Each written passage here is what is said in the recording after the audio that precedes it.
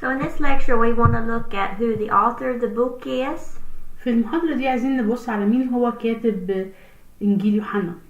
And what information we can find about him from internally in the book and from external sources. وإيه المعلومات اللي احنا ممكن نوصل لها في الأدلة الداخلية والأدلة الخارجية بتاعة الإنجيل.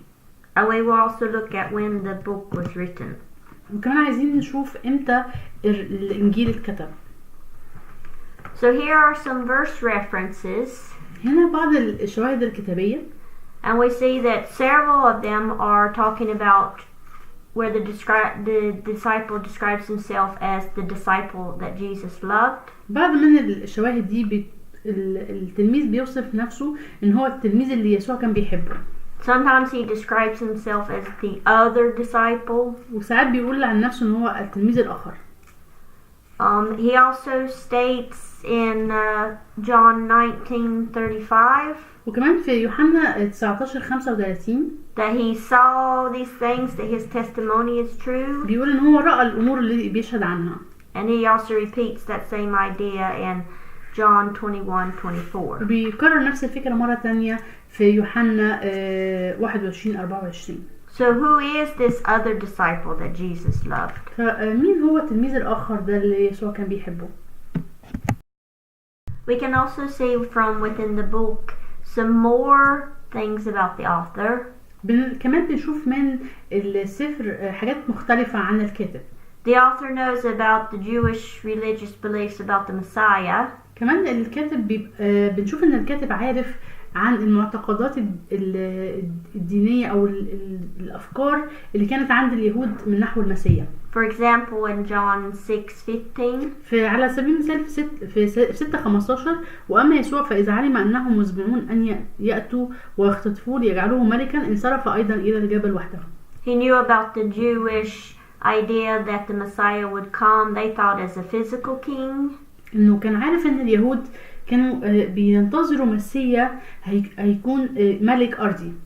So here the author knows that Jesus knew about this expectation. وهنا الكاتب بيذكر إن يسوع كان عارف التوقع دوت. But Jesus hadn't come as a physical king, but a spiritual king. لكن يسوع ما جاش كملك أرضي لكنه ملك روحي. So Jesus removes himself. وعشان كده يسوع جري منهم انصرف أيضا بعيد عنهم. The author also knew the Old Testament. كمان القارئ كان عارف العهد القديم.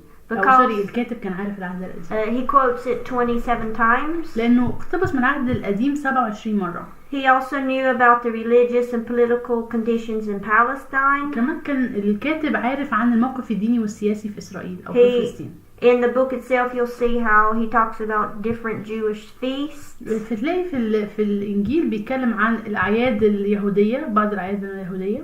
He also knew the geography in Palestine. كمان كان عارف الجغرافيا بتاعت فلسطين. He talks a lot about what's things around Jerusalem and around the temple. عن الحاجات اللي حوالين أورشليم واللي حوالين الهيكل. He was also an eyewitness. كمان كان شاهد عيان. He remembers specific events and details about the events. وكان بيذكر بعض الأحداث والتفاصيل اللي حوالين الأحداث دي. And sometimes he even remembers the exact hour they happened. وساعات بيذكر الساعة المحددة اللي حصل فيها الحدث ده. And we can see that in chapter 4 verse 6. نقدر نشوف كده مثلا في إصحاح 4 عدد 6. وكانت هناك بئر يعقوب فإذ كان يسوع قد تعب من السفر جلس هكذا على البئر وكان نحو الساعة 6. And he's most likely one of the 12 disciples. وفي أغلب الظن كان أحد التلاميذ ال12.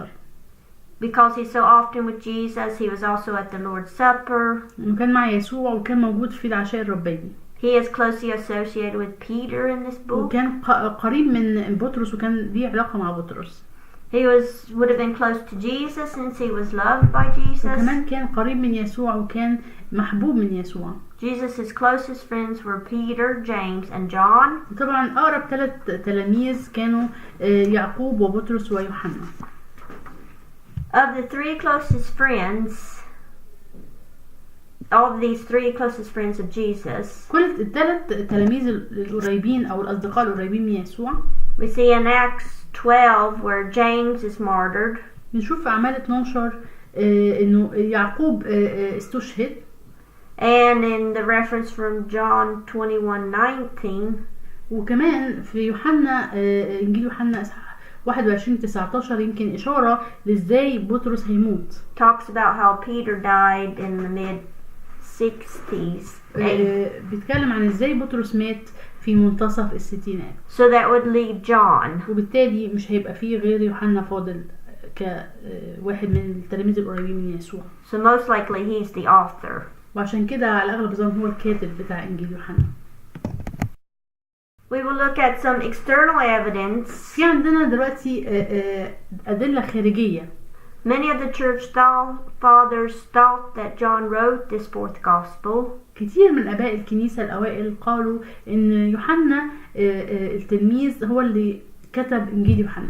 These includes Eusebius, ومنهم يوسابيوس، أوريجانوس، Clement of Alexander, كليمان السكندري، Tertullian, Irenaeus, the writer of the Muratorian canon, كاتب مخطوطة موراتوريان، and Theophilus. Around 140 AD, حوالي عام 140 ميلاديا، Irenaeus said that John wrote this gospel at Ephesus. إيرانيوس قال إنه يوحنا كتب الإنجيل دوت في أفسس. And that John also refuted heretics who were those who were called the Gnostics. وإن يوحنا كان عايز يهاجم أو بيرد على المهرطقين اللي ظهروا في الوقت ده اللي هم بالذات اللي هم الغنوسيين. And he said that he had published the gospel during his residence at Ephesus in Asia. وقال كده إنه يوحنا نشر وكتب الإنجيل بتاعه في أفسس لما كان قاعد في أفسس اللي هي في آسيا. So church tradition holds that John wrote this gospel late in his life. فالتقليد الكنسي بيقول إنه يوحنا كتب الإنجيل دوت في أواخر حياته. So who is John? فمين هو يوحنا؟ We see from Matthew 4:21 من متى 4:21 that he was a fisherman. بنلاقي إن هو كان صياد سمك. And that he was called to be a disciple along with his brother James. ودعي مع أخيه يعقوب عشان يصبح تلميذ. His family might have had some wealth because they had servants. وتقريبا عيلته كانت عندها بعض الثروة لأنه كان عندهم أجرة اللي هم زي خدم. In Acts 4:13 he was called uneducated and a common man. وفي أعمال 4:13 كان بيدعى إن هو شخص غير متعلم ومن عامة الشعب. He was also one of the closest to Jesus, including Peter and James. وهو كمان كان من أقرب الناس ليسوع مع بطرس ويعقوب.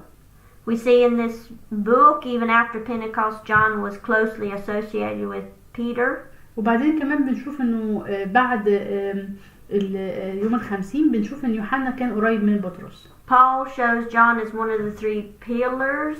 وبولس اتكلم عن يوحنا إنه أحد الرسل القادة أو الأعمدة. Meaning that he was one of the leading apostles in the church in Jerusalem. إنه كان أحد الرسل القادة في أورشليم. Eventually John moved to Ephesus. في نهاية حياته تحرك يوحنا لأفسس. And he was the last living disciple. وكان آخر تلميذ على قيد الحياة. At some point, under the Emperor Domitian, he was exiled to the Isle of Patmos, where he had the revelation of Jesus. وفي وقت من الأوقات نفى الإمبراطور دوميتيان لجزيرة بطمس وهناك أخذ الرؤية من يسوع. Seems like he died of natural death at old age in Ephesus around 180. واضح إنه مات موتة طبيعية في وقت متأخر من حياته تقريبا سنة 100 قبل 100 ميلاديا. So when was this gospel written? طب إمتى اتكتب إنجيل يوحنا؟ There's not a whole lot of internal evidence, but we can look at what we see. مفيش كتير من الأدلة الداخلية لكن ممكن نشوف بعض منها. John 21:19 seems يوحنا- to indicate Peter's death in the mid-60s AD. يوحنا 21:19 واضح انه كان بيشير لموت بطرس في اللي هو حصل في منتصف الستينات من القرن الاول الميلادي. We don't see much about persecution from government in this gospel. مش بنلاقي كتير كلام عن الاضطهاد من الحكومة في الانجيل ده.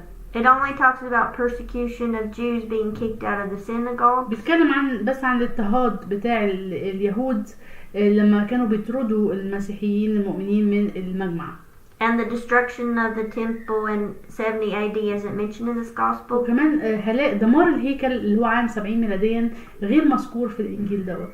So it may have happened some 20 or 30 years before, so there was no reason to talk about it. تقريبا حصل قبل كده ب20 سنة، فما كانش فيه احتياج انه يتكلم عنه. There was widespread excommunication of Jewish Christians out of the synagogues happened in 70 AD. كان في كتير قوي من كان في حاجة زي طرد جماعي على نطاق واسع للمسيحيين اليهود من المجامع في نهاية الثمانينات من القرن الأول الميلادي. And as we mentioned before about Irenaeus, he said that John lived under the reign of Trajan and was on the Isle of Patmos during the 90s. وزي ما قلنا قبل كده من شوية انه إيريناوس قال ان يوحنا عاش في عهد لغاية ما وصل لعهد تراجان، وكان واتنفى لجزيرة بطمس في بداية التسعينات من القرن الأول أثناء حكم دوميتيان. So most believe that this book was written in the late 80s or early 90s. وعشان كده أغلب الظن إنه كتب الإنجيل في نهاية الثمانينات وبداية التسعينات من القرن الأول الميلادي. So John is a beautiful written book. إنجيل يوحنا هو سفر جميل مكتوب بشكل جميل. Which talks about a lot about Jesus as both God and man. وبيتكلم كتير قوي عن إنه يسوع كان إنسان وكان الله في نفس الوقت. This is the end of this lecture. ودي نهاية المحاضرة دي.